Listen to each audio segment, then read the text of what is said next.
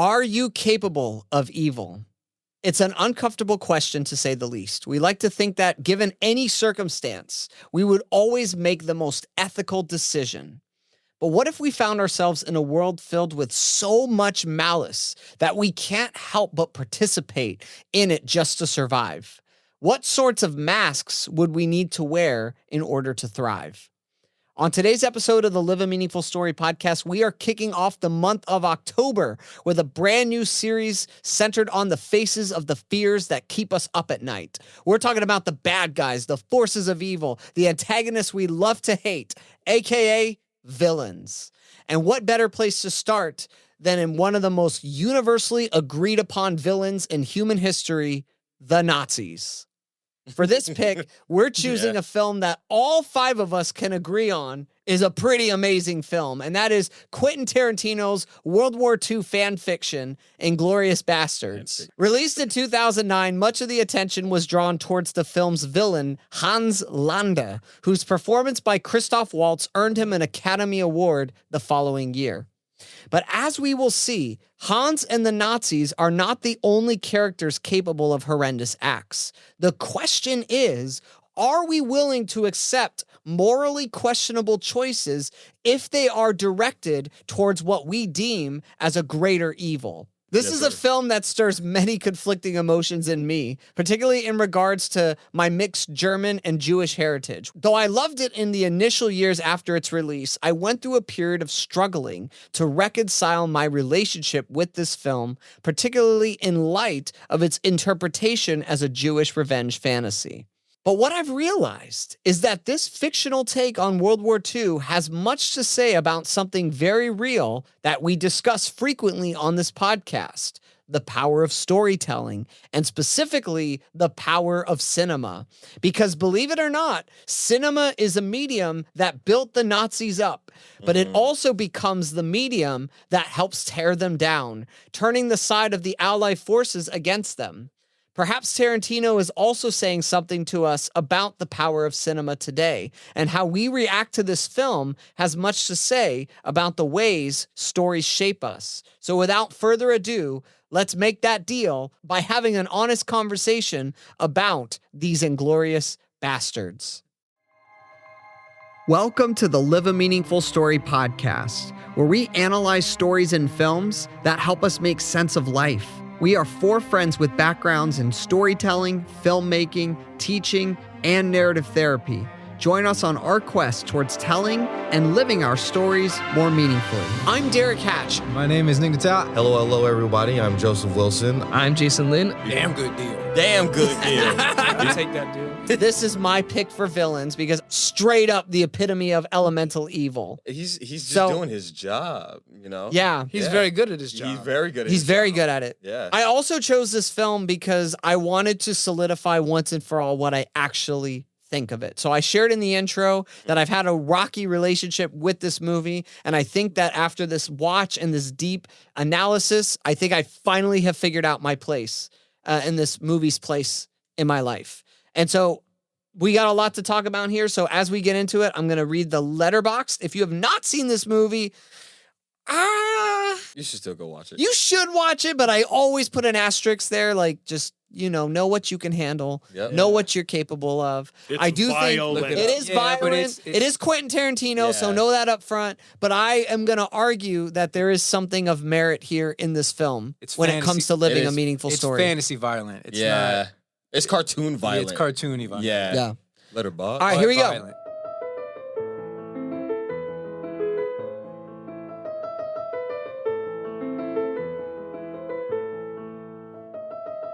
A bastard's work is never done. In Nazi-occupied France during World War II, a group of Jewish American soldiers known as the Bastards are chosen specifically to spread fear throughout the Third Reich by scalping and brutally killing Nazis. The Bastards, led by Lieutenant Aldo Rain, soon cross paths with a French-Jewish teenage girl who runs a movie theater in Paris, which is targeted by the soldiers. So there's so much more that happens in that. So the Nazis will talk about us, and the Nazis will feel. Let's get into the context and the ethics of this story, and then we'll talk about it chapter by chapter here. So I believe every director, and Kyle, oh, by the way, Kyle's here. Kyle's been with us the last few episodes. So if you're joining us, we've got screenwriter Kyle Arrington here. He's been one of our Godfather episodes and No Country for Old Men, and he is gonna do this one. So Quentin Tarantino. He started working on this film in 1998. Oh. He wrote After Jackie Brown. After Jackie Brown. He wrote the first 2 chapters. So this movie has 5 chapters. He wrote the first 2, and then he wondered if it should be a television series or a novel instead. Then once he came up with the concept of Frederick Zola, that character who comes in chapter 3. Then the rest of the film came to him. And that's really important for a reason in a moment. So Shoshana's character, the original version of that character on this page, actually morphed into another character, which is The Bride. The Bride in Kill Bill. Because it was a literal Jewish revenge thriller. She had a list.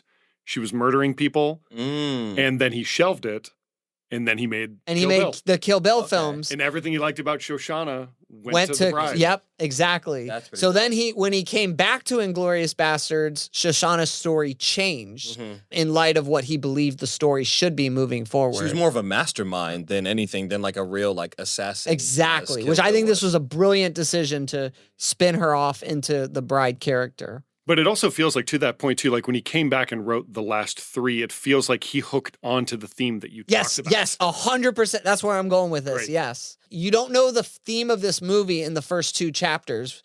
It's not until the centerpiece of the movie where I think he actually reveals what this movie is. And I think it goes beyond World War II fan fiction. It's awesome. Like Tarantino would shoot a scene perfectly and he would say, cut. And he said, that was perfect. Let's do it again. And they're like, why? And he said, because we love making movies. There's no doubt that this guy loves cinema. I haven't said this on the podcast yet, but I've said it to you guys behind closed doors. One of my biggest pet peeves with Holocaust films and World War II films is the way it always portrays Jews as either background characters, insignificant, or weak.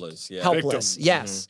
Tarantino's kind of his thesis statement for why he wanted to write this film was he got tired of seeing Jews portrayed this way. And I deeply resonate with his desire to want to give Jews a sense of agency, because there are Jews who had agency in the Holocaust. For some reason, cinema does not tell these stories. I don't know why. There's lots of great books. There's Night by Elie Wiesel. There's The Man's Search for Meaning by Viktor Frankl, which we'll talk about later. There's lots of great books, but there's hardly any movies that do this. So I admire Tarantino recognizing this void and wanting to fill it here. And there's a famous piece, a written piece, that actually criticizes this film by a scholar, who basically is saying that this is Jewish revenge porn. It's a very famous, I think it was in Time Magazine, like it was a big deal when this film came out, this criticism here. And there is a very real poignant criticism that he makes about how essentially in order for Jews to have agency, they have to become like the Nazis. They have to become part of Brad Pitt's Bastards, where they have to resort to horrendous violent tactics to make the Nazis pay. And then, of course, we'll talk about at the end, the big payoff of the film, the big moment, is essentially the face of Jewish vengeance recreating in a movie theater a gas chamber for Nazis. Oh, I didn't even think about that. This is what was criticized for the movie. But a lot of Jewish people actually really love this movie. They rocking with it. We can see why. The criticism is pretty good, though. It is That's good. fair. But However. I do think, and that was part of why I kind of distanced myself from the movie for a while. But then I heard Tarantino say that that's actually all the point. His response to that criticism is like, yes, you are correct. This is when I began to understand the film. So Nick gave me a copy of Inglourious Bastards.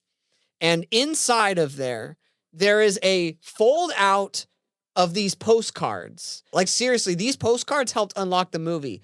So, like the character posters where it would say like Brad Pitt is Lieutenant Aldo Raine, right? It says this instead. Brad Pitt is a bastard.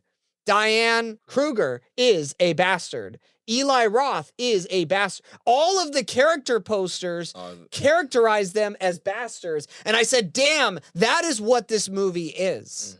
About how War makes all of us into bastards, going after something that is ultimately inglorious. And that's what I want to focus on, because I think what Tarantino is doing here is so brilliant.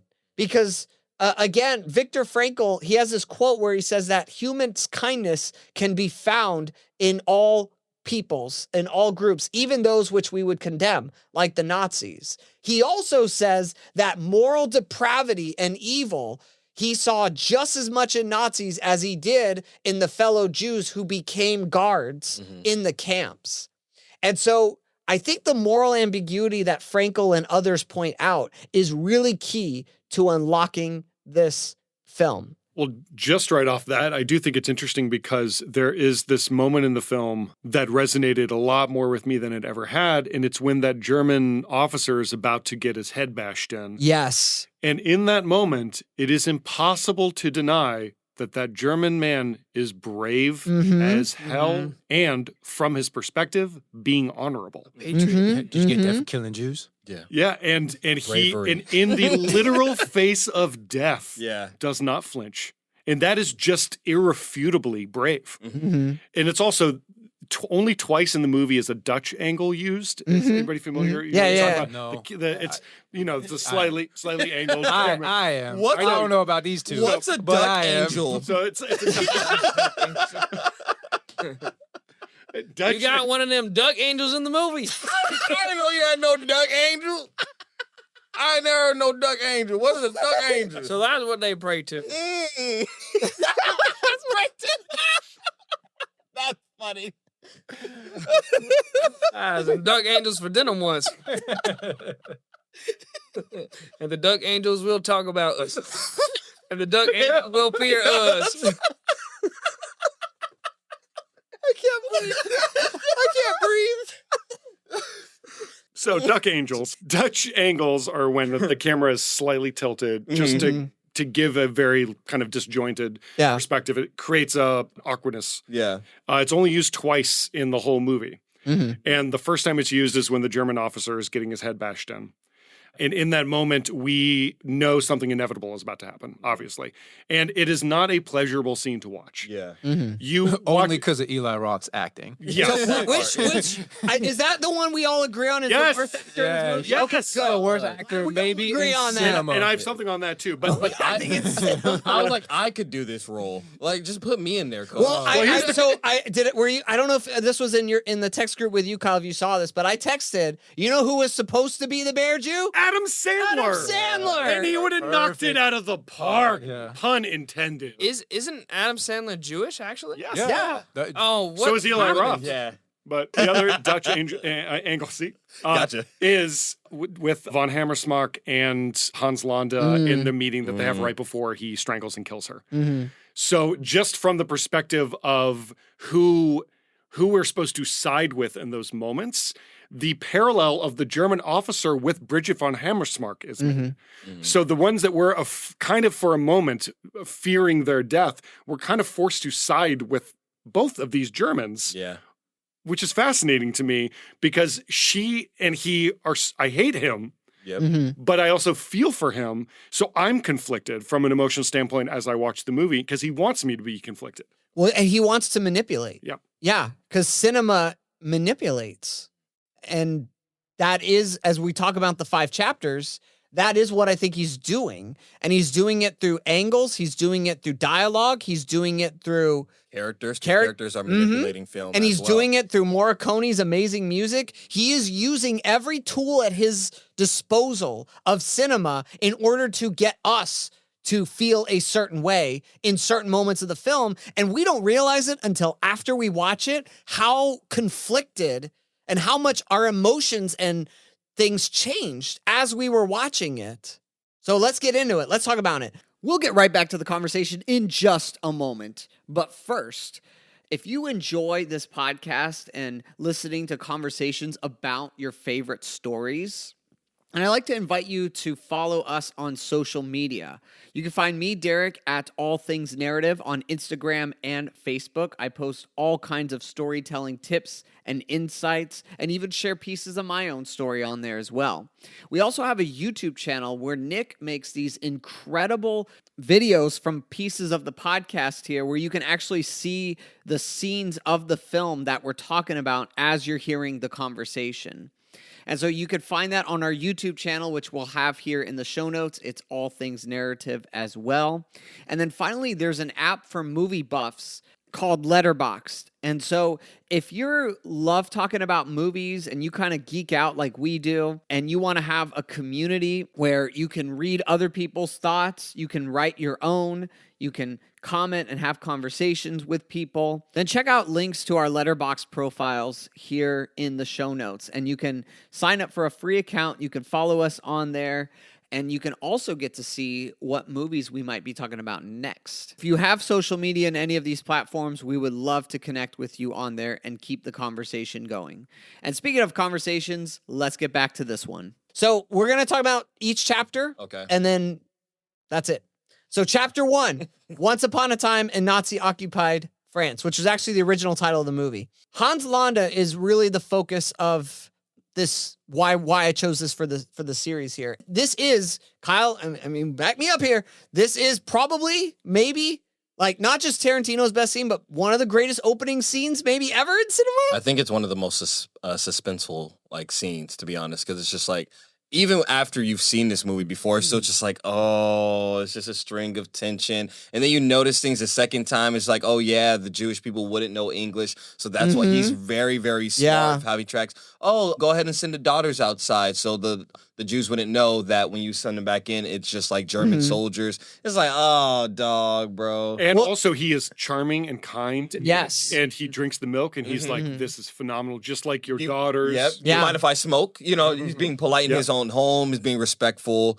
I actually think like the Jews.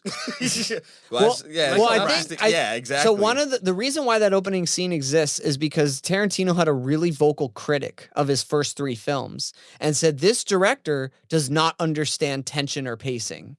He always rushes into the action. And Tarantino did. I think this is brilliant.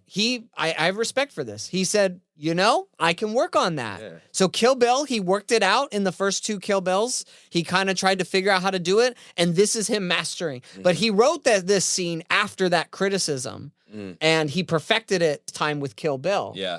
And so he talks about that this scene is like stretching the rubber band as far as it can go until it snaps.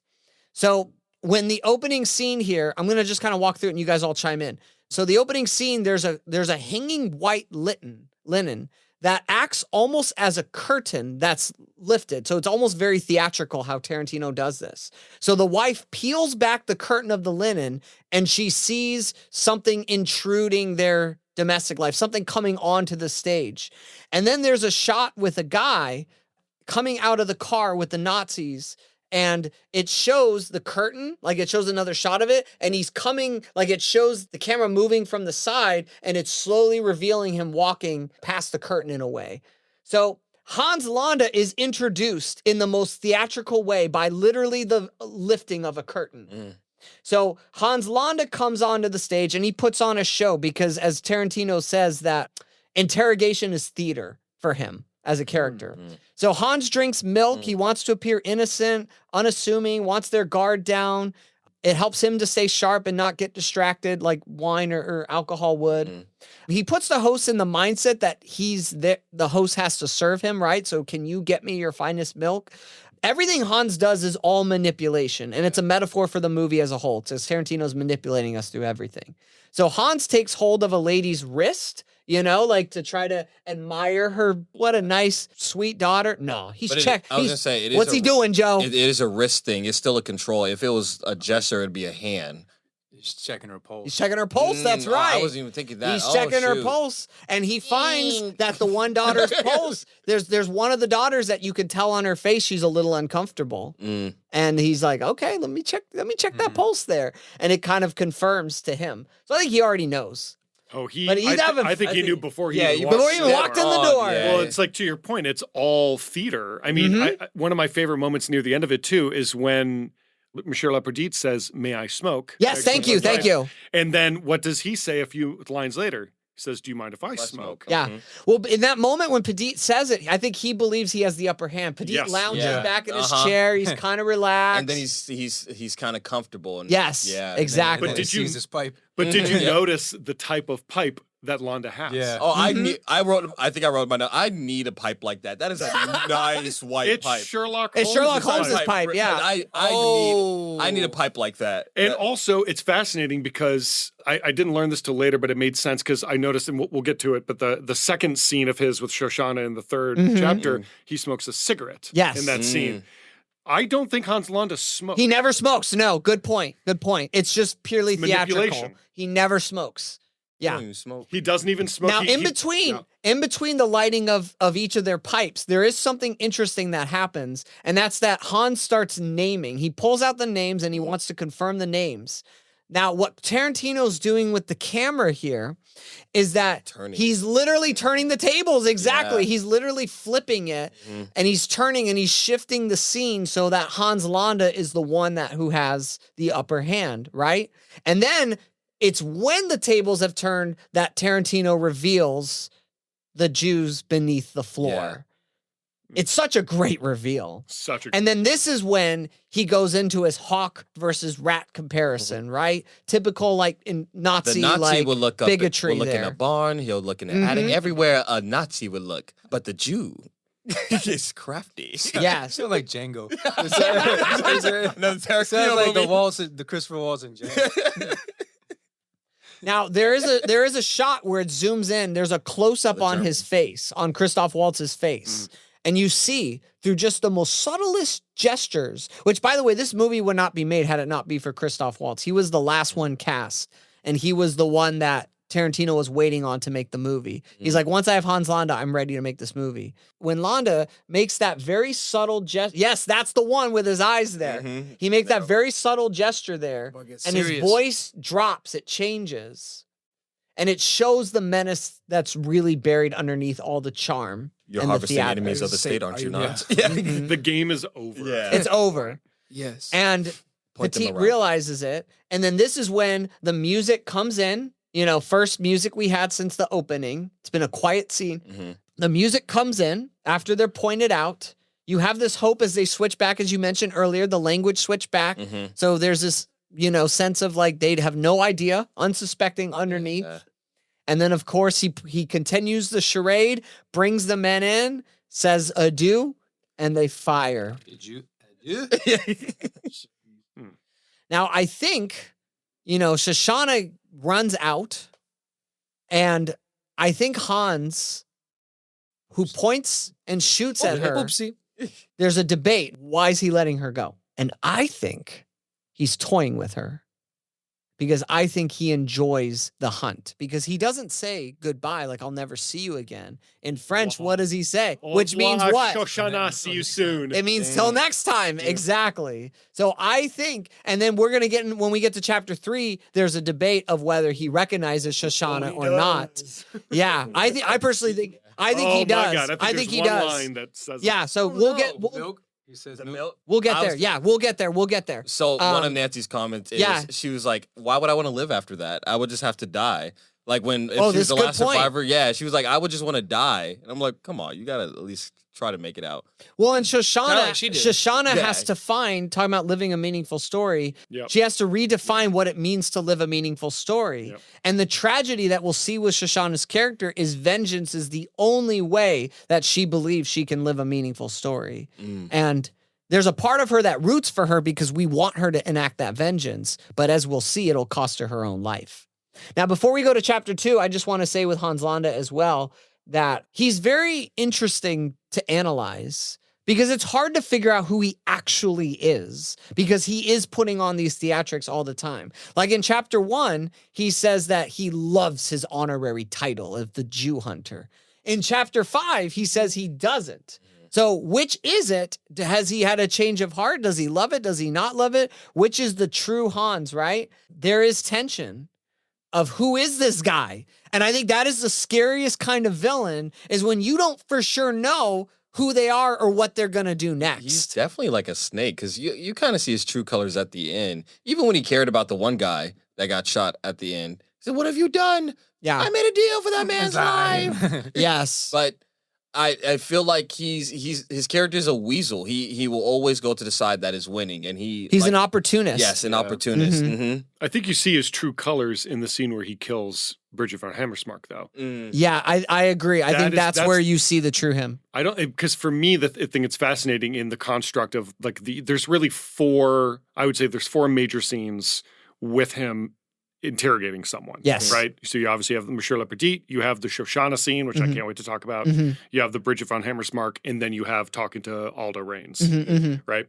And each of those, it's a completely different person. But the one between Bridget and Aldo, then he's talking in each language. Exactly. So he's like 10 different people in that conversation. Yeah. Exactly. And he's toying with every single one of them.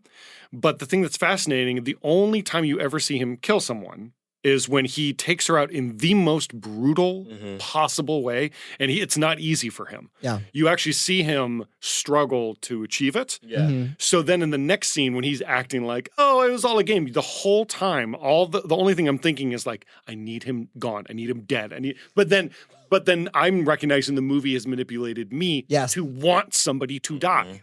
Yes, and it's fascinating because like that's where I feel the movie succeeds, is making me want to see characters die now when I'm desensitized to the violence by the end. And speaking of wanting characters to die and being desensitized to the violence, we got to talk about what is, in my opinion, my least favorite act of the movie, Chapter 2. Oh, because it could have been so good. Same. It's still good. It's good, still good, but it's not great. So let's talk about it. So moral ambiguity, I think this is where the moral ambiguity really comes in, and where Tarantino has to redraw the lines of morality. So Aldo gives a speech about being cruel to the Germans, his crusade against the Nazis. He's recruited all these Jews. The edge of our knives. There is an interesting moment right before he's revealed, where he's talking about Donnie. Yeah. Go ahead, say it. I'm waiting for it to all come out. So. Hey, Donnie. Yeah. So we're tickled to hear you say that. 'Cause quite frankly, watching Donnie beat Nazis to death with a baseball bat's the closest we ever get to going to the movies. And that's exactly what I wanted, because do you guys catch what he just said there? About movies. Well, movies. Jason, we're watching a movie about people. Yes, thank you. Thank you. So that's cinema and theater for us too. This is the first mention of cinema in the movie. It was almost Tarantino saying like that line to us. Yeah. Because we are the ones about to wash him, about to get our kicks watching Don, right? So this is really meta right here for a moment. And then just go back to what you're saying, Kyle, with the German in a sympathetic state too. And it's like, we really want this German to really get his head bashed in, but it kind of sucks on his end too. So yeah. Yes. This is the moment that saves the chapter for me, this act. Because this is where I finally understood it, is that line right there. This is the closest we ever get to going to the movies.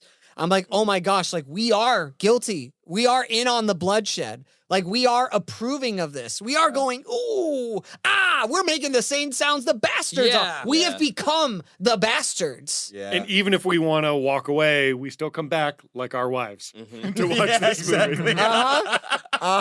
Whitney was like, I do not want to see his head bashed in. She looked away. The scene was over. Right back to it. Yeah, she didn't walk away from the movie. Again, Viktor Frankl has this really enlightening quote here where he says that abnormal reactions in abnormal situations will become normalized behavior. That is what Tarantino is doing to us as the audience.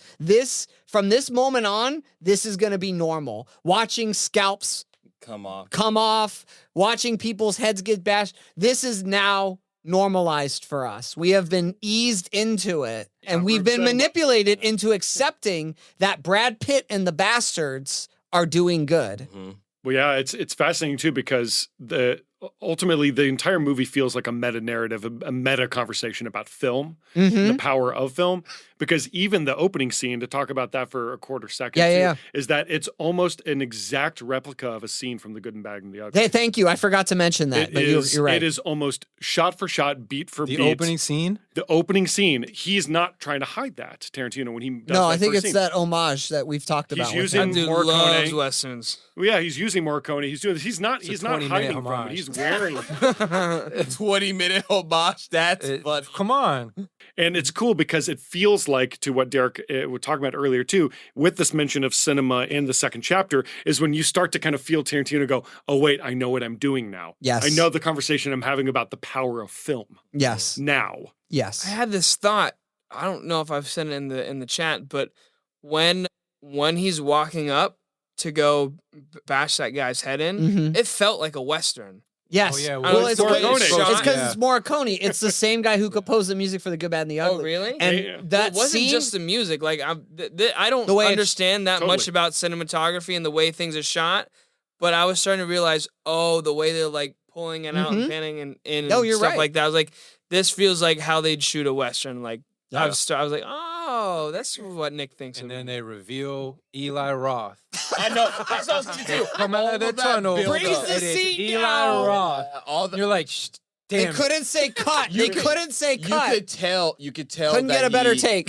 that he was thinking of that role for someone else, because it's like a build up. It's like the cameos in Marvel movies. It's like it's just a build up. Adam to it. Sandler. Yeah, but shoot, That's what keeps this from being. That's if what he did it with a golf club, that would be sick. That would be oh no. it changed the whole character.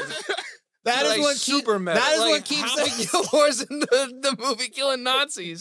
That is what like keeps this Deadpool. from being a 5-star movie. That's my. That's what keeps it from being a man. 5-star movie on Letterboxd. I agree. So the thing I want to mention stop before we go to eventually. chapter 3, though, is with Brad Pitt, because Brad Pitt is a terrible character in some ways, but he's really likable. And like when Tori watches the movie, when a lot of people watch the movie, they enjoy Brad Pitt's performance. It's him snorting up coke I every 5 actually- minutes. Yeah. You Actually, laugh What at were it. you expecting? I don't like his opening monologue. I think it's written well, but I don't like the way he says How he it. says it. Yeah, I think it's kind of rough. But What do you mean? his delivery, I just don't think he acts it out very well. You think I he think could've it's done really a second stiff. take? I think it's really stiff. I think Yeah. he's more interested in his accent in that scene. And I feel like in the rest of the movie, He's very loose. He's Yeah. much but looser. that one feels like, I'm trying to hit the marks with this Yeah. accent I have created. So And good. if you watch the last couple scenes, he's like, Yeah, I've been chewed dude, out I've before. been- Yeah. I've just been Yeah, chewed out I guess in before. He's that having one- fun. Yeah. Well, in that one, he's like a drill sergeant. He has new recruits. He's laying it down first. That's normally how it would be rigid. And then after he's out of America, he's in the field with them. Then yeah, So that this makes is sense. this is my theory of why we forgive Lieutenant Aldo Rain for so much. Because he is charming in a different way than Hans Landa, but still he has a charm to him. But here's the thing. This is my personal theory. But I also think Lieutenant Aldo Rain is the only character in this entire movie that never pretends to be something he's not. I think he is the only authentic person who stays authentic even when he's doing his god-awful Gorlami Italian accent. I think he is still staying true to himself. I will argue in the next 3 chapters, every single character forfeits something. And every single character pretends to be something and tries to deceive somebody in the film and us as the audience. I mean, Brad that's why he Pitt is made it the out. only authentic character in this movie. And I think that's why we forgive him. You know, we root for that authenticity. I outdid myself this time. The thing that I also noticed this time more than I ever did before is that I literally don't know a single thing about his actual Jewish soldiers.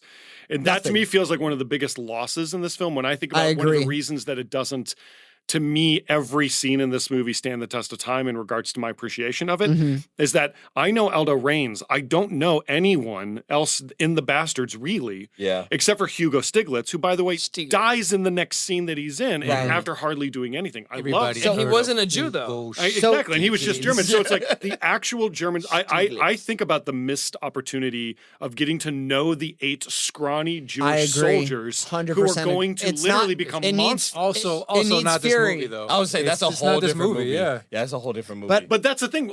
Isn't it the Inglorious Bastards and they are the bastards? And everyone, They are the everyone's a title But characters. that's the thing in- I find so interesting is that like while Well, I agree with you, I think well, everybody's under that title. Yeah. That's Right, what right, Derek right. was saying. So Exactly. it's not just them. I know I agree. Yeah. But it's also funny because like in the specificity of the word the bastards in the film, that's who they are, but we know them the least. Well, I think what keeps this from being a 5-star film besides Eli Roth is also we also ripping the on this fact man. that That's funny. this is the criticism I still hold to of it. I did is like that Thanksgiving though. Tarantino wants to elevate the Jewish people by giving them this story, and I think this is part of the criticism that's directed that I think stands. He doesn't really address the Jewishness.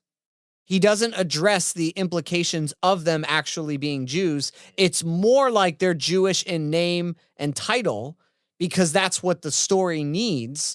But we don't actually explore, like, what does it mean to actually be a Jew put in this situation where you are killing, not because there is a very moral and ethical, like we know the Bible, we know the Old Testament, we know the Torah. They are all acting out against what they have been told. So you want to Fury, believe. but like I need like a little more fury. I need a little more of that depth. Absolutely. I think that is what's lacking. We But- still need Brad Pitt. Yeah, still need Brad Pitt. You need Brad Pitt. But it's also Brad Pitt's the also not energy. Jewish in the movie. Yeah, he's No, right. but- Yeah. No, I But was it's just saying also- because of Fury and Mhm. Well, they Yeah. put so much energy into Hugo Stiglitz versus like you get. And by the way, I remember the first time when I saw that, my first thought was like, yes, we're gonna get one of these for each of the bastards. Yeah, got I thought so. I thought the same excited thing. yeah. because that Hugo Stiglitz 4-hour backstory was movie. dope as hell. I would- again. I Different would movie. accept a 4-hour version of this movie. I would too. I would too. Because I would. I feel like this is Be a part one of one the and one part of the two. few Yeah. occasions where adding stuff would have made it better. I I agree. feel like a lot of movies. Well, keep in mind, Tarantino did say this was going to be a TV show or a novel, so I do think there is more a TV there show would have that's been not much there. cooler. I agree. Yeah. Yeah. There's one thing I was telling Joe is like I saw this movie really early, and usually it helps that I watched it closer to when we record. But it was really easy to remember. It was long, but it almost feels like not a whole lot happened. Like No. I can Yeah. just kind of remember Yeah. it was this and then this and then It's that very and then memorable. that scene and that scene and then that's it. It's Literally, though. full. They're all like The 20 only minutes the only in. thing that I agree 100%, and the one part I have trouble remembering is the basement scene.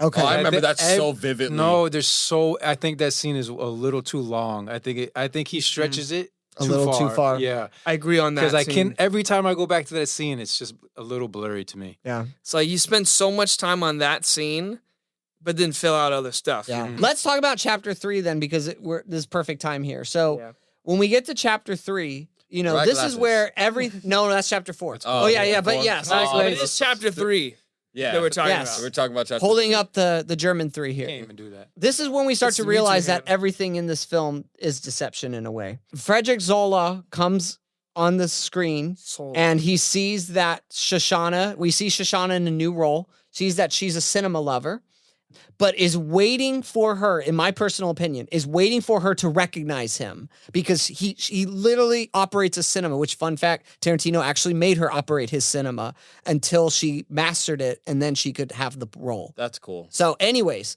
so Shoshana does not recognize him, and I Kinda think he's arrogant, but offended. it's pretty cool. I think that's actually why he walks away. He just leaves randomly in the middle of this encounter. I actually do think he's kind of offended that he doesn't recognize. I think he's holding on to that offense the whole He's- movie. I completely agree, and I never caught that till this rewatch here. But then he sees her in the cafe, and one of the things that he says to her is, "I'm more than just a uniform." And here's the thing about Frederick Zola that we need to talk about. Again, who is this guy? There is a part of me that wants to believe that when he says I'm more than just a uniform, that he is being real and authentic, but damn it, he's an actor too. That's what I'm saying. I feel And like I he's don't an know if actor. anything he says in this movie is actually genuine or if it's all a performance. The genuine moment is when she was closing the door on him. He was like, "You just Yeah. can't. You should be happy that someone like me would be interested in someone like you." I Said something agree. like that. I Pulls agree. that card and Yes. throws that dominance on. Yeah, and then when she immediately was like, "Okay, well, come in," and he's like, "Oh, okay." Like, Well, I think that she susses out the thing that he has actually wanted this whole time is to take her to bed. Yeah, literally. That's the only. Just horny. I think that's the reason he even tries to talk to her in the first place. He's trying to claim a French girl, just like Goebbels has, by the way. You know, there is. Oh yes, He has that French woman that he has No, because it has that awkward sex scene cutaway. sex cut. So the yes. whole time, that's the other part of that. I told that's the other. I don't know why this is in No, there. I couldn't that's figure it out either. so I felt at this time that that's what Frederick wants Shoshana to be. Okay. So when in that moment he Okay. pushes the door open and is like, "You don't get to talk to me like that." What's the thing to change him? She says, like- "Lock the door." Yeah. Oh. That's when he thinks. And then he this goes, is it. "Oh, well, okay. Yeah, man. Yeah. This could have been so And much she easier." obviously knows it too because she's gonna play that against him in that scene. Sometimes. Oh. Yeah, right. Now here's speaking of Goebbels, right? That's how you say it. Goebbels, but yeah. Goebbels. Yeah. Thank you. Sure. So- no R. Goebbels. Goebbels. You have to So- almost say the R, but then not. Go I balls. have Go no idea. balls. Actually, So I have no idea how you actually say You're it, doing but- great. So you're doing great. So here's the interesting thing. When it introduces Goebbels Goebbels. at the whatever, you're gonna say it for me. When it introduces him in the cafe scene, it introduces him as the head of propaganda and the head of what? Who remembers? Oh, I can't remember. It was didn't super still- Two ironic. things: Oh. head of propaganda and the head movies of movies of, Yeah, of, cinema. of cinema. Of the Yes. Same thing. And I'm like, okay, I see what you're saying here, Tarantino. Yeah. I see what you're getting at here. And of course, to skip ahead a little bit, Shoshana says, we're going to make a film for the Nazis because I think Shoshana, with the conversation with Goebbels, with Dr. Joseph, I'm just going to call him Dr. Joe. That's even funnier too. Joe. The conversation I'm a with Dr. doctor. Joe has turned the gears in Shoshana's mind to realize, oh my gosh, I operate a cinema. I have basically the lead German movie star, the hottest thing right now, wants to bang me. And I'm at the table with the head of German cinema. I'm going to make a movie. That is awesome because she has realized the power of cinema can destroy this great evil. Now, of course, she has to get her hands dirty to do it, which we'll talk about. But I do think that that is interesting, that that is the conclusion she walks away with there. Now, before we go further, we have to talk about also how Hans Landa comes into the scene in this really again, one of the best scenes in the film Yeah. is this heart-pounding, encounter of, is he going to recognize her? Is he going to call her out? I, for the longest time, thought he did not recognize her. But in this last rewatch, I do think now that he recognizes her. And I'd love to hear, Kyle, like, what's your take on this scene? And Yeah, I mean, it's clearly a parallel to the first scene with Monsieur Lapoudite, Mhm. and I believe strongly in that scene. He knew before walking in that the Jews were under the floorboards. I think he knew that. yeah, So using that same idea that this man wouldn't go into a situation without knowing what he's trying to get out of it, I think that he also is always playing. He's always playing with people. So when he says, "I'll have a coffee and she'll have milk," I think that is the moment right there that I was like, obviously this is a cat and mouse game. But to Yes. your point, I felt like it was going to go somewhat a similar direction. The whole time you have all this tension of what's going to happen. Do you want a cigarette? He smokes, well, he lights the cigarette, but then he just holds it and he lets it go out. Mhm. And then he says, and he gets the same eyes. Yep. Mhm, mhm. And he says, I and there's forgot. one other thing. Yep. Long pause, and you go, I forgot what it was. Must have Yep. not been that important. Because just like not firing the gun in the beginning, he wants to see how far this game will go. Yeah. Because I think he's always playing another game. And that game gets revealed with In, Aldo in Lorraine. chapter Yeah. 5. Chapter 5. Yes. The game That's of, good. of the out. Because once he realizes in chapter 5, Shoshana, I think he puts it together. Shoshana's the theater owner. Oh, something's going on with why are the bastards here? Why is Bridget Von Hammer? I think he puts it all together. Yeah. Me too. He's a smart guy. And I think he realizes, okay, I know how to still win. Yep.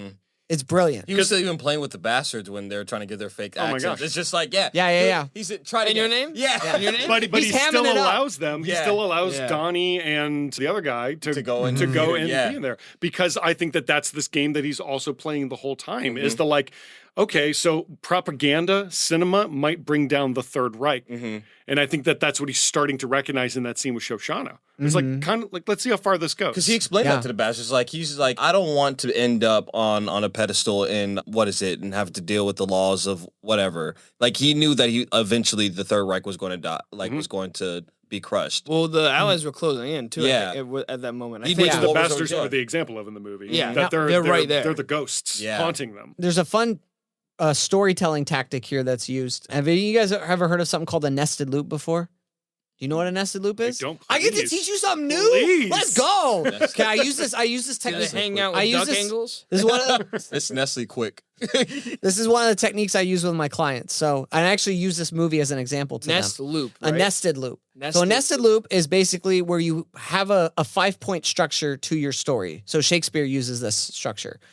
A lot of people use it. Plato. So a nested loop, so nested loop essentially is where you have 1 and 5 they speak to each other. They're inverses of each other. 2 and 4 are inverses of each other. And the centerpiece, 3, is the thematic statement. So you have 1, what's going on here? 2, we're getting a little closer. 3, we get to the heart of it. 4, now we're back in 2, but now we understand it in light of the midpoint of 3 of the theme, and now we see 2 differently. And 5, now we see that differently. We see the beginning differently now that we've seen 3, right? So in other words, the middle of the story for a nested loop is where we actually see the gem turn and we see what the story is, what the point of the story is. So all these conversations about cinema in chapter 3 here are what I think, this is the new lens we view the movie through now. So now when we get to chapter 4, we're going to think about the bastards in light of the conversations in chapter 3. And same with chapter 5 and Shoshana's story back to chapter 1. So I think that whether Tarantino realizes he's using it or not, he probably does. But this is a nested loop here, and he's very, very poignantly putting in the middle of the movie to the audience. He's talking to the audience saying, pay attention to everything about cinema moving forward, because not only is cinema how this plot is going to resolve, but it's also is a trick I'm playing on you. There's something I'm doing with you here too. The thing I liked so much is just the takeaway of that scene, the emotional takeaway. Because she kind of gasps in like a sigh of relief, like, ooh. She starts crying. Crying. It's like Yeah. literally, he Breaks steps down. away. Yeah. But for me, it's the image of him putting his cigarette out on this beautiful pastry that he fought so hard to get the cream on. Never supposed to know what he likes or cares about. Yeah. Because it's all waste to him. It's all things, it's all fodder in the way of him showing how smart he is to everyone. Yeah. And so even in this moment when he's alone and he can take her down in this moment, he's like, there's probably a more fun game out there. Yeah. I'm going to let this play out. He's arrogant. And he literally, and I think that laugh that he lets out at the end when she says she broke her foot mountain climbing, that laugh is the laugh I think he's been holding this whole time. I agree. He's like, 100% agree. It's so joyful Yeah. for him fucks it up. to know something no one else knows. And he's just like, I'm just going to let this play out. Yeah, like he knew exactly what happened, and he's just like, Is it really you mountain really, climbing? you Yeah. said this was your excuse? Yeah, this is the best you yeah. can come up with. I'm gonna laugh. And he I'm says, just gonna laugh. what mountain in Paris was Yeah, it? exactly. Bro, Yeah. He's that not kidding. moment- I pushed too hard. Like, But to me, it's that Yeah. part of him that I noticed in Well, that is why I think that is personally why you see the real him come out when he chokes her, because I think that Bridget von Hammerschmuck is an actress. Her job is deception. And I think he is so offended that she's this terrible of an actress in real life that he can't help but, killer. yeah, I mean, like she left the handkerchief that has her name on it. At the I bar. think there's almost like he's offended that she's so bad at playing his own game. He actually thought she actually could maybe outmatch, but I think that's why he left. That's personally why. I know that laugh is definitely real. That's definitely Yeah. really him. Yeah. I really do think you see him authentically come out at the end of the movie. But before we get there, we got to talk about chapter 4. We got to talk about Operation Kino, Fassbender. which is Fassbender is one of my favorite performances in this movie. It was kinda, Michael Myers too. Yeah. Mike- I love what's the line he goes, blow up the basket. Hello. Yeah, so we got all the eggs in one basket. So Mike Myers was cast because Tarantino knew he had to do an exposition scene, and he hates exposition scenes. And he's like, I'm going to get Mike Myers. He will make this an enjoyable exposition scene that the audience will not. They will pay attention to what he has to say. Brilliant move. Yeah. It's great. So Michael Fassbender plays a film critic. And again, think about in light of chapter 3, even a film critic has a place to fight the war. Yeah. It's awesome here. So Michael Fassbender is going to go undercover to be able to bring out this Operation Kino with the bastards. And they didn't tell me that this rendezvous was in an effing basement. Is the fact that Michael Fassbender's character's superpower is his knowledge of film. Yes, that is, when he gets down to the basement, the fact that he is able to defend like who he is through his in-depth knowledge of this film, kind of like outclassing the German guy there, right? He had him. He had him until up until the 3. Yeah, the 3. It's awesome because it's his knowledge of film that contributes to the deception of how he authentically fights the war. Everybody in that bar, except for one person, is acting. And that's the father who just had his son. Yeah. Wilhelm, thank you. And again, you're humanizing the Germans here because you want to root for this guy who just became a father. So you want him to go home to his son's name. You know his son's name. You can't deny it. You can't deny that. Yeah. So everybody in that bar is acting, though. This is where we see the Germans, they're having a good time. You have obviously the ones undercover, like Hugo Stiglitz, who is the worst actor of them all because he can barely hold. Bro, he's not. He's also not acting. All he can think about is just killing him. Talking. Yeah, literally. He's thinking about getting that knife in his neck like he does at the end. Well, he puts King Kong on the dude's forehead, and it's just that's the only time he smiles. He just keeps hitting him. Come on. Yeah. Well, because that guy is the guy who was like over him, right? So it's kind of weird that he didn't recognize him. But that bar scene is another stretching of the rubber band. Almost too long. I agree with Nick. I do think it goes a little too long, but it does feel real. Like I like the interruptions of it. This is a trick Coppola uses where we didn't talk about this on The Godfather, but where he uses minor characters to disrupt like the flow of the scene intentionally to make the tension even greater. So you have this scene that goes on really long, and then finally you have say goodbye to your Nazi balls. you have the dreaded 3 that leads to if we timed out like the action, there's not a lot of action in this movie. Really not. Like the opening scene, the gunshots, maybe 10, 20 seconds. The bastards, maybe that's like a couple minutes. It's really fast. Scene 3, there's nothing. Then this scene, no action until that. So probably maybe 5 minutes of action. And we're like an hour and a half into the movie or so. So very little action here, but really, a pretty effective scene. Yeah. You see the shootout, very Western-like, very Sergio Leone, a lot of his action scenes here. So then Brad Pitt comes in and he's trying to negotiate with Wilhelm. And Aldo makes a deal with him. That's important because I do think that like one of the things we haven't talked about yet is there's a lot of like deals that get made. So Hans Landa in the beginning of the movie makes a deal, like close the case on your family, all that stuff here. And Aldo's trying to make this deal with Wilhelm. Whoa, you got guns on me. We said no guns. Yeah. That's a Mexican standoff. That was good. Thank you. Me, I gotta work on it. Me no guns, you no guns. But then, we think everything's going to go well because, again, we want to root for Willem because he's actually, like, complying and he's not backstabbing. But then Bridget von Hammerschmark just can't stand being insulted, whatever she's called. She's called a stupid something. Traitor. Yeah. Traitorous. I think you might even call her, like, a whore or something. Yeah, He goes something there. like that. He goes there. And she can't stand it, so she's the one who just shoots him. So you're like, oh wow. But you gotta shoot him. He's a witness. No lie, though. Bridget, I think that Aldo would have killed him anyway. Yeah. So. Yeah, because I think Bridget von Hammerschmark does understand the plan, and she understands that this plan absolutely has to go on. Yeah.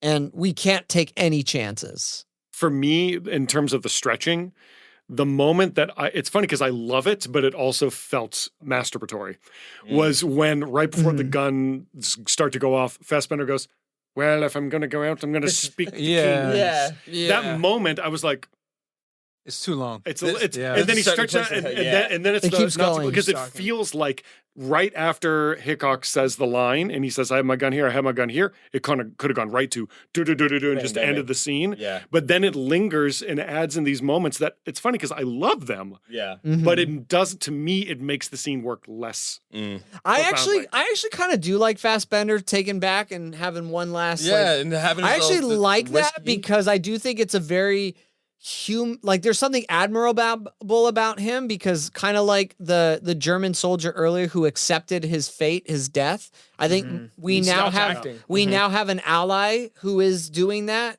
and we get to see this film critic, this man who loves film, who got to become an actor in a real life situation and use his knowledge. We get to see him take a breath and just be Yeah. in his final moment. So I actually kind of do really like do- that. oh, yeah. he I do gets dig his, that.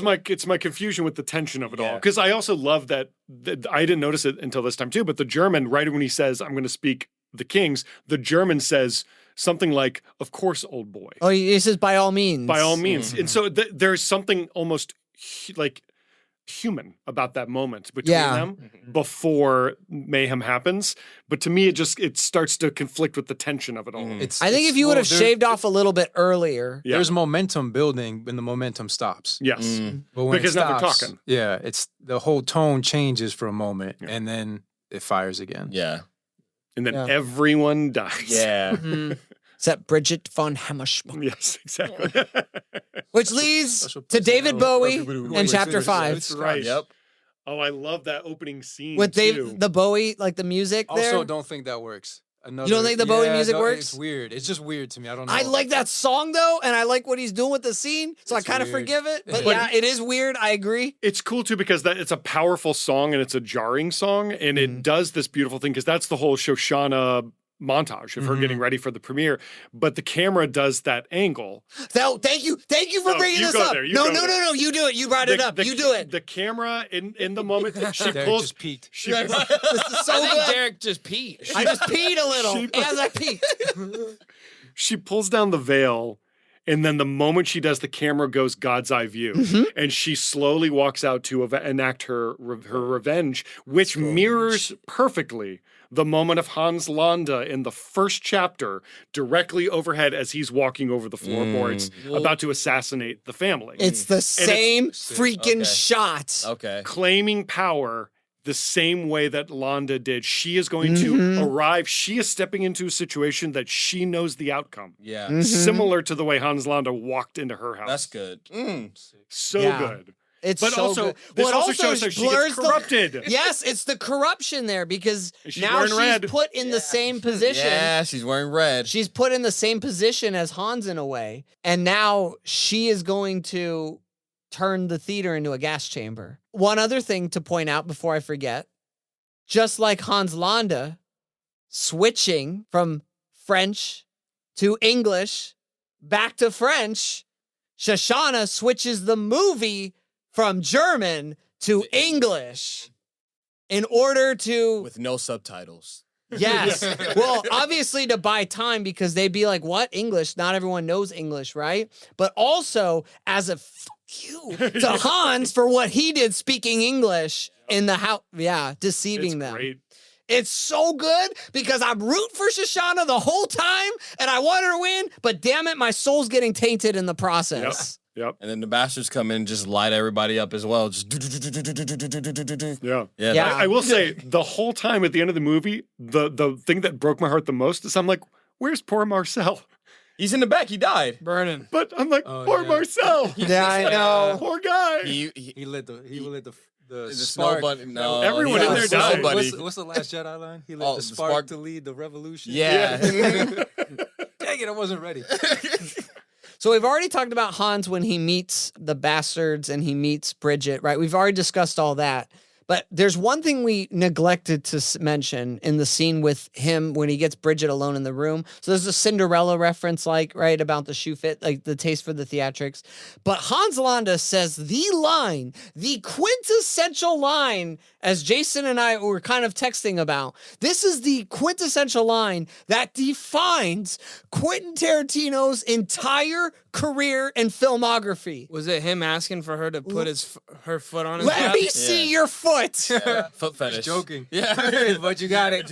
Yep. Good work, Jason. I was like, Jason, that's it. She goes, I didn't know what he actually meant. I'm like, maybe it's the foot thing. It It'd is. be hilarious if That's it was. It's the foot thing, Jason. Yep, that's That's which it. I drink your milkshake. It was the same milkshake. I drink your milkshake. Which came first?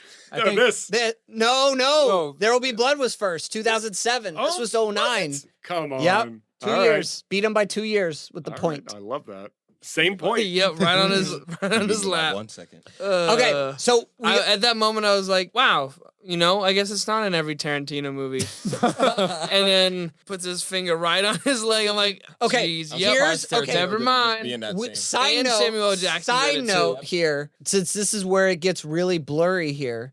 So Hans Landa, so Christoph Waltz did not rehearse his scenes with the actors as the character. He did not actually was in character in any rehearsal. Quentin Tarantino said for every scene, you are going to do that scene for the first time with those actors fully in character, right? So every reaction you are seeing in that movie is the real reaction to hearing Christoph Waltz in that role for the first time. So good. Up until this moment here, because Tarantino was so worried that Christoph Waltz was so in character that he actually thought he was going to really choke Diane Keaton. So he pulled him off set. Kruger, thank you. I always get him confused. He pulls him off set, and the most controversial, probably behind the scenes thing about, you know what it is? What is it? Go ahead. the hands that are choking Diane Kruger is Tarantino's hands. He's the one doing it. Whoa. Well, that's kind of... Yeah. I know that. That doesn't make me feel any better. Yeah, I don't know how to... So, I don't know what to do with that information. He's like, don't worry. He might hurt you, but I won't. I'll put my hands around your throat. Right after the freaking foot fetish moment. So it's really weird. Ew. And he did get some backlash for that. Ew. Yeah. I feel dirty. I need a shower. That's what made you feel dirty. Yeah, because it seeped into the real world. This is like a cartoon movie, Yeah. World War II movie. But it is actually, that's fascinating too, because the movie is this meta commentary on filmmaking and the power of cinema. And Tarantino himself is inserting himself into his movie. He's putting his... Which he does in a lot of his movies. Becoming a bastard. He acts in his own movies. He- Exactly. It's his way of becoming the bastard. It's good. Even though he wrote the whole damn thing, so he might Gotta as be well a bastard to He write gets his hands dirty. Oh, that's kind of a good way to put it. I didn't know he was in this one, but as I was looking it up, he's one of the Nazis that get scalped. Oh yeah, he is. That's true. He is one of. That's cool. He is one of the. I forgot about In the that. beginning? Tarantino. Probably beginning? in the second Oh. chapter. Yeah, His- yeah. In it's chapter. his first two. Nazi scalp. Yes, That's yes. his character. Yeah, I forgot about that. You're right. That's fun. So we got 2 moments left in this film to really talk about. 2 big moments. One Okay. is just about the Shoshana and Frederick, their last encounter there. We didn't really mention this here. So Nation's Pride is the film that they're screening there. And by the way, you could watch the full film. Tarantino actually made a full film. It's a short film, but he did make the full Nation's Pride. And you can See, watch that type of filmmaking stuff. I respect. You didn't need That's to do that, insane. and you did it. Yeah. That's cool. Yeah. Frederick, his character had to reenact the real life scenes that got him the Nazi German, like, distinguished Medal of Honor, whatever it was, right? So he had to relive his carnage, his violence. And then he has to watch him reliving his real life thing. And there's a moment where Frederick gets up and you could tell he's really agitated, like his Yeah. face is agitated. Yeah. This is where I think that maybe there's a little authenticity here, that I think he legit is conflicted about being put in this position that has brought him so much. Like a little piece of him is, at least. Because it's then that he leaves and he goes and bugs Shoshana. And the irony is that the very theater that is propping him up is going to be his burial. and that just as he was in the crow's nest right there, now he's gonna die. In the crow's nest of the theater, the projection booth, I didn't even think about that.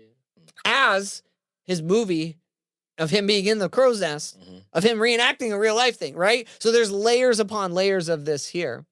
But I think that this is the most emotional moment for me in the movie because I want Shoshana to win in all ways. She doesn't get it. But this is also, I think, what saves the movie for me. Because I don't think Shoshana is completely innocent. Yeah. And I like that she doesn't. Nobody in this movie gets off completely scot-free. Maybe Aldo Rain in a way, but I also think Aldo Rain is. But I also think he is rewarded for being the most authentic one. So I do think he kind of gets away with it.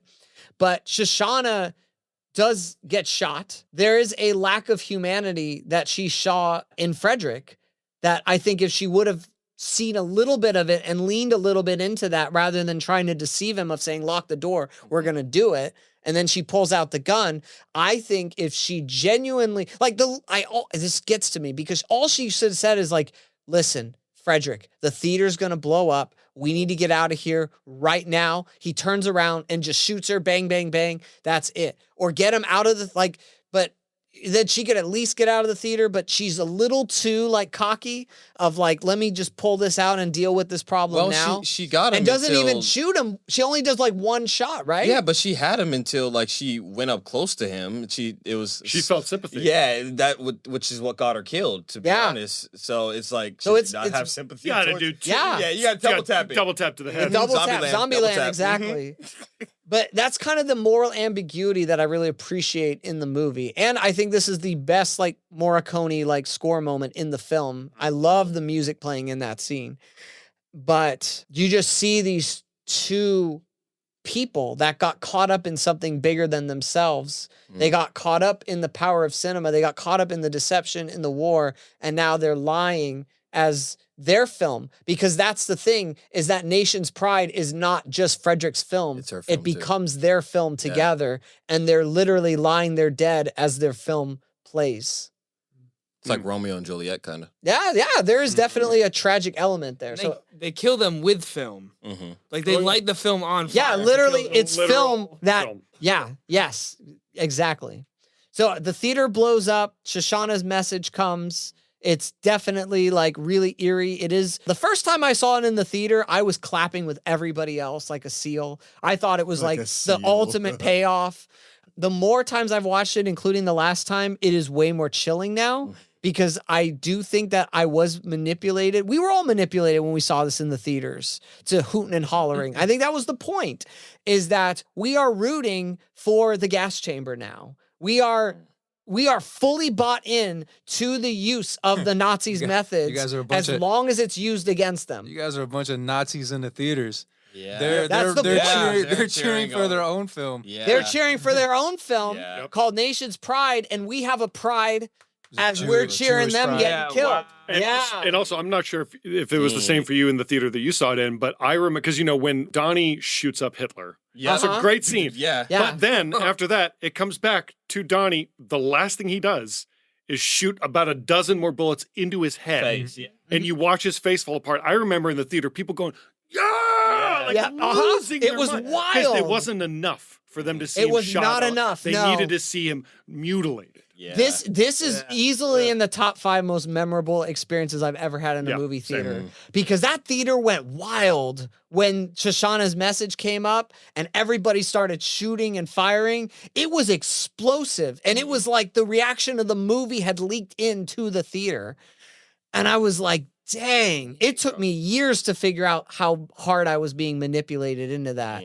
And that's why I think I can't deny that Tarantino's a good filmmaker, because he is consciously doing that to us and trying to say something about the power of cinema and storytelling as a whole, of how it can compromise our morals and our values, because we are guarded, but we're susceptible. We're open.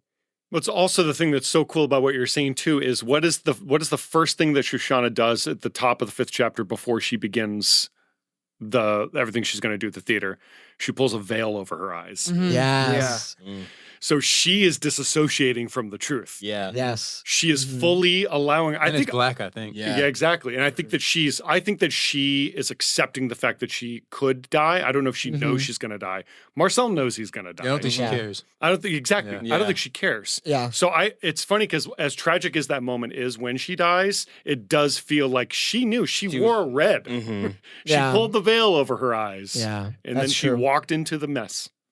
It's crazy. That's good. I feel like that's probably one of the first times she was at peace.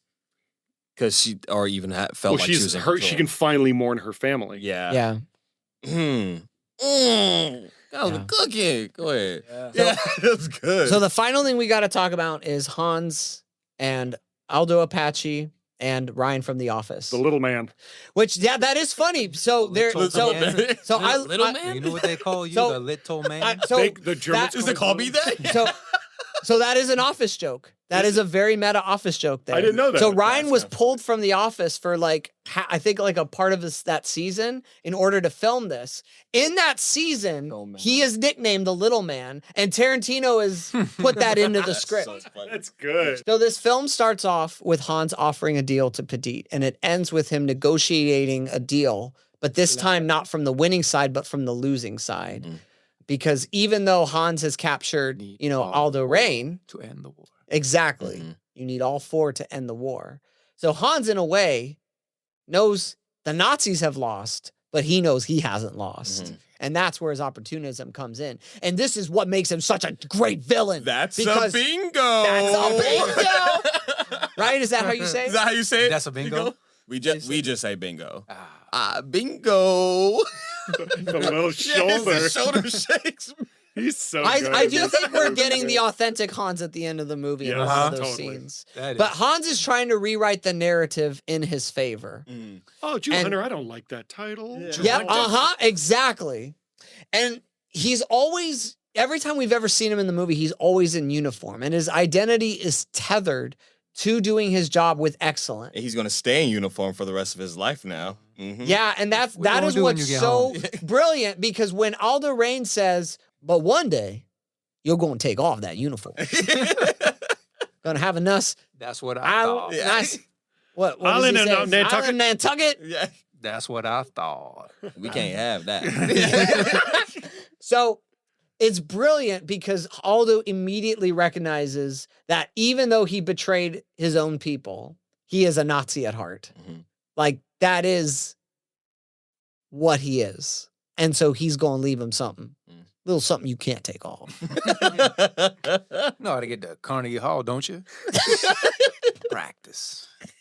That's definitely not the same spot. What I love about this is that I think what Tarantino is saying here is that sometimes what you are can't be removed so easily because it scars your soul.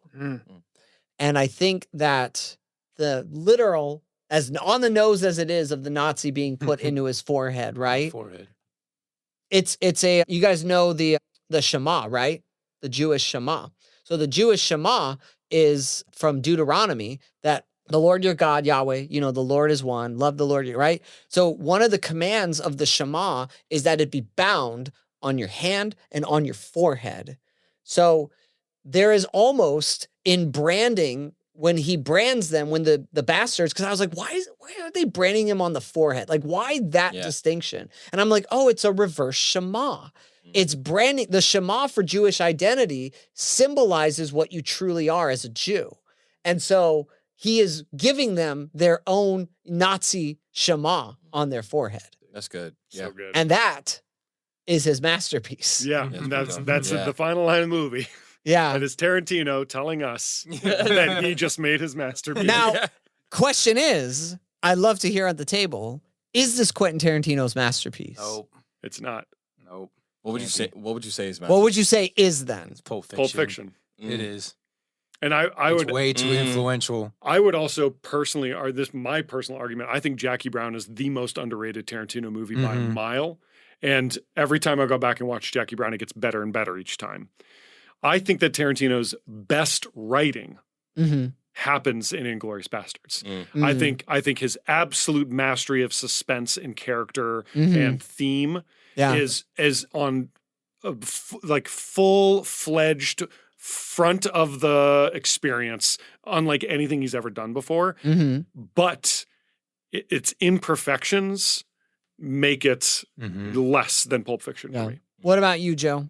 Well, you know my answer is It's definitely no, right? Kyle, what do you feel about Django? I got lots of thoughts about it. We should come back. We'll You gotta pick that one at some point. We will watch I got lots of thoughts about Django. We will Because get I Kyle back. also feel like Inglourious Basterds and Django are very much scratching that same itch. Jason, Inglourious Bastards, Tarantino's masterpiece, yay or nay? I haven't seen that many Tarantino movies, but I will say I watched this and thought that's a fun movie, and that's it. But talking about this now, I really respect this movie and how much more is in it that I did not see. Yeah, and I'm going to be thinking about that watching other movies. There's some thoughts about cinema that I've had, and now it's kind of deepening that concourse. Yeah, did I use that word correctly? Why not? Discourse. I liked concourse. I like because we're going for a journey. Sounds like a Decepticon. Concourse. Combine. I want to hear more about Nick's take on it. Yeah. Oh, I think Pulp Fiction is one of the most influential movies maybe ever made. I think in terms of its structure and style, it's like almost unmatched. I do think it's perfect, and I think there's a lot of imperfections in Inglourious Basterds. But I would rather watch Inglourious Basterds. I think it's the most watchable. I can put that on. Agree. I think Kill Bill and Inglourious Basterds, if they're on, I'll watch them. I think just there's something about Inglourious Basterds. I don't know what it is, but it's so much fun. It's fun. Yeah, it is. That's not sad even to with. say. I think, but it's not the violence that's fun. I think the characters are really fun. I think Brad Pitt and Christoph Waltz they're great. Good. I think for me, my answer trying to be objective as possible. Like, I understand Pulp Fiction's influence, so I don't discount that. I think from like a technical, like, storytelling mastery that also has really great character work, I think is Kill Bill's together. I think they're the crowning achievement of that. So I think I would probably put those as his masterpiece. But again, I think this is not only more rewatchable, this is more meaningful to me. Because there's a huge step up from his earlier works that's shown in this film. I do think there is a lot more moral ambiguity here. And I think that is what I'm really drawn to, is once I've recognized that this is all part of the plan, this is all his statement about the power of cinema and what he's trying to say about it in a very meta way.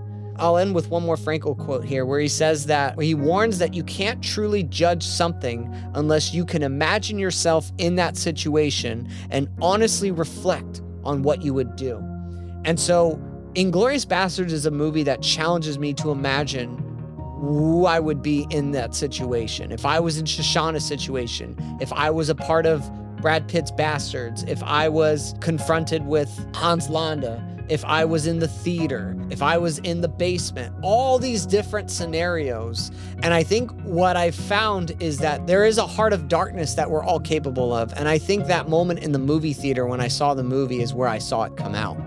And for a movie to reveal that to me in such a way to where not only do I intellectually think it, but I actually in my heart and soul feel it. There are very few movies I can name that actually do that, to where I wasn't even aware of what was happening to me until way later. And so in light of that, I chose this film not only because Hans Landa is one of the all-time great villains of cinema, but because as I have had to come to grips with the fact that I am of both German and Jewish identity. And the truth is that at one point, my family was Jewish, and then they were not. They were just German. So what sort of deception took place in order for that to come about? That's what I've had to grapple with. I had to go to inner healing to deal with that. I mean, my family stayed alive somehow. So what sort of moral ambiguity was at play there? And I don't entirely even know. This time period that Tarantino is telling the story, this was the turning point for my family history. This is when the course of my family changed in such a way to where I'm even here now because of what happened with my family in World War II, for better or for worse. And there is a hell of a lot of moral ambiguity in what happened there. And this film actually acknowledges that moral ambiguity and in a very personal way helps me to accept it. To accept that even though this is a World War II fan fiction, moral ambiguity is a very real part of life. It is a part of World War II, which is something we so often classify as a black and white war of good versus evil. In this villain series, I chose this because villainy is not always black and white. We are all, at the end of the day, capable of being inglorious bastards. And I know that if a film can reveal that about me, it can reveal it about any one of us. And that's all I got. Love that. Oh, if I could. Just want to let everybody know that I finished my series, my stop motion series. Yeah, a little shout out. So if you would like to see the Our Savior series and its conclusion, you can go to my YouTube page, Jolie Stark 25. So yeah. Well, thank you guys for being here. Thank you for sticking it out. This is the longest episode we have ever recorded on this podcast. And I just want to give Kyle a thank you for being here. Thank you for being here for these string of episodes. Thank you for your wisdom, your insight, your screenwriting. And I know there's a lot of amazing things you're working on. Anything you could tell us about? I am currently developing a TV show about the making of Miami Vice. Ooh. And every day I work on it, it gets better. And I cracked the pilot today, and I'm very excited. We're taking it out. We're pitching it soon. But I cracked the pilot today, and it is dope. I'm so excited. That's awesome. And it's almost 100% based on reality, too. It's stories that my partner has amassed for almost 15 years. Wow. And it's true stories that when you line up, it reveals a lot of really interesting things. Yeah. So, yeah, but that's probably the most exciting thing. See, Kyle, and my documentary about Quinta tequila that I'm working on currently. Yes. That's a nice cup. It's a great tequila. Kyle is the real deal. He is an amazing, phenomenal writer and storyteller. So thank you for being with us. And also another bond we share is you're a really amazing drummer too. Hey, right back at you, bro. So thank you. Until next time, where we will share more about villains and the heart of darkness. Au revoir, Shoshana. Put your wiener licking schnitzel finger on that subscribe button and Thank you for listening to the Live a Meaningful Story podcast, produced by All Things Narrative. If you'd like to learn more about our coaching, workshops, events, please check out allthingsnarrative.com.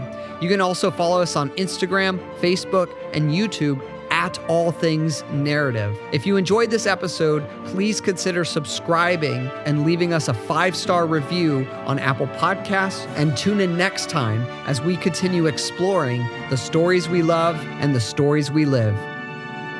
Take care.